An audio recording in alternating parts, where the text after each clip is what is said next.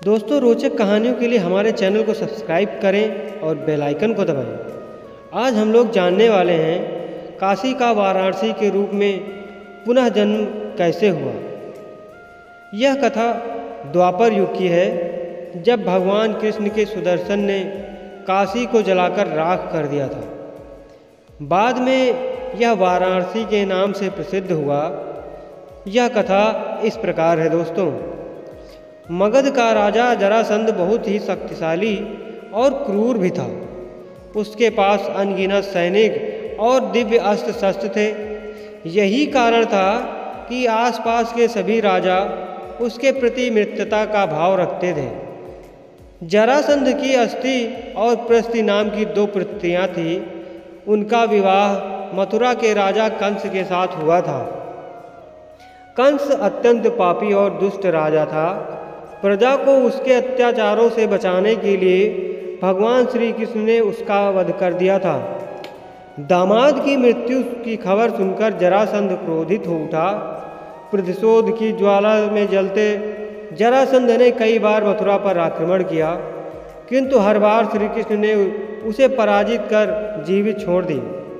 एक बार उसने कलिंगराज पौंड्रक और काशीराज के साथ मिलकर मथुरा पर आक्रमण किया, लेकिन भगवान श्री कृष्ण ने उन्हें भी पराजित कर दिया। जरासंध तो भाग निकला, किंतु पौंड्रक और काशीराज भगवान के हाथों मारे गए। काशीराज के बाद उनका पुत्र काशी राजा बना और श्री कृष्ण से बदला लेने का निश्चय किया। श्री कृष्ण की शक्ति वह नहीं जानता था, इसलिए उसने कठिन तपस्या कर भगवान शिव को प्रसन्न किया और उन्हें समाप्त करने का वरदान मांगा। भगवान शिव ने उसे कोई अन्य वर मांगने को कहा, किंतु वह अपनी मांग पर अड़ा रहा।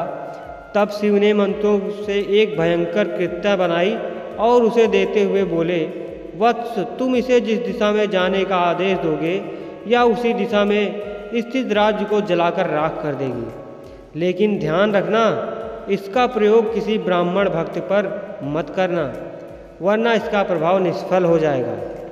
यह कहकर भगवान शिव अंतर्ध्यान हो गए। इधर दुष्ट कालयवन का वध करने के बाद श्री कृष्ण सभी मथुरा वासियों को लेकर द्वारिका आ गए थे।